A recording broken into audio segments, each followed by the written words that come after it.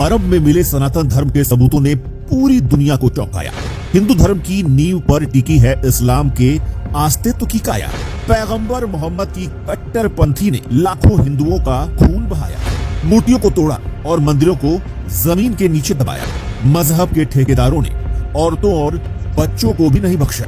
तलवार की नोक पर शुरू हुए इस्लाम का अंत अब बस निकट आया। दोस्तों, इस बात में कोई दो राय नहीं कि इस्लाम की शुरुआत तलवार की नोक पर की गई थी और इस्लाम को मानने वाले भी तलवार की नोक पर ही लोगों को इस्लाम मानने पर मजबूर करते हैं।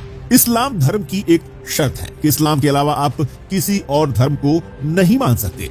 लेकिन आपको बता दें कि इस्लाम चाहे जितनी कोशिश कर ले, लेकिन वो इस बात को छुपा नहीं सकता कि इस्लाम की नींव हिंदू धर्म पर ही टिकी हुई है। आज चाहे ज्ञानवापी मस्जिद हो या फिर काशी, हर मस्जिद में हिंदू देवी देवताओं के अवशेष मिलते रहते हैं और ऐसे में मुसलमानों का आका कहा जाने वाला सऊदी अरब भी इससे अछूता नहीं रहा है।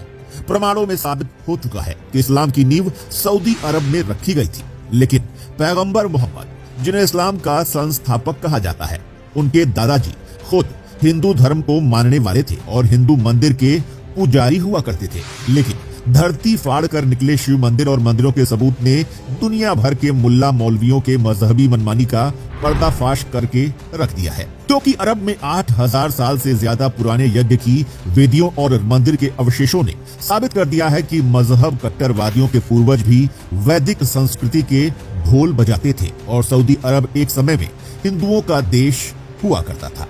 सऊदी अरब के बारे में जब भी बात की जाती है तो उसे मुसलमानों की पूर्व पवित्र धरती के रूप में देखा जाता है, क्योंकि यहीं पर मुसलमानों का पवित्र तीर्थ स्थल मक्का मदीना मौजूद है।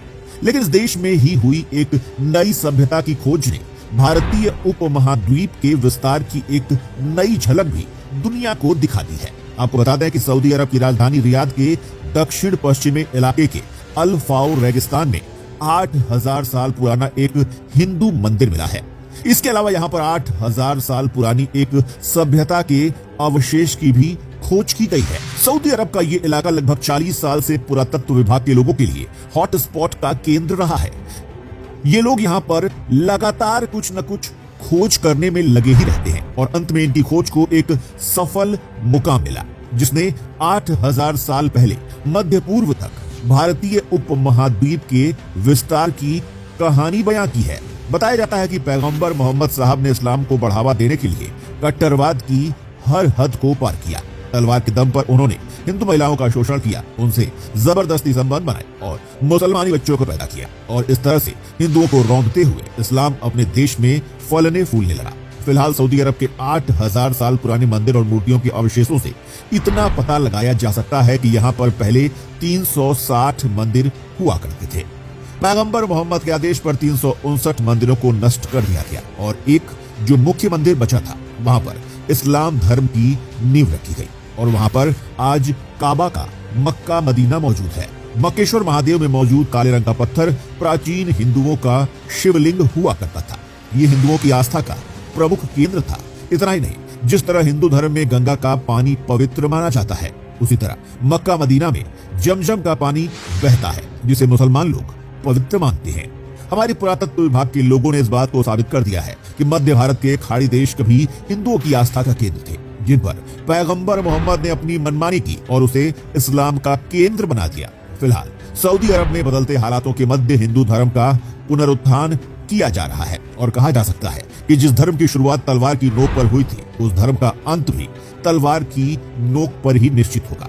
हालांकि कुछ लोगों का मानना है कि वास्तव में इस्लाम कोई धर्म है ही नहीं, ये एक मजहब है और इस मजहब का एक ही उद्देश्य है, जबरदस्ती धर्मांतरण करा के सब लोगों को अपने साथ शामिल करना और अपनी ताकत को बढ़ावा देना।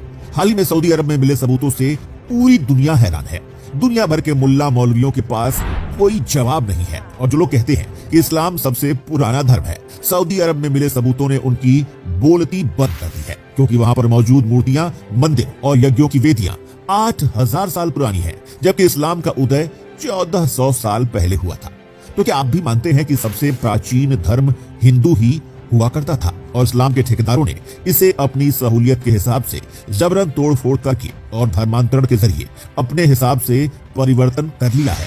अपनी राय हमें कमेंट करके बताइएगा। साथ ही ऐसे लेटेस्ट अपडेट्स के लिए हमारे पेज को फॉलो करना बिल्कुल भी मत भूलिएगा।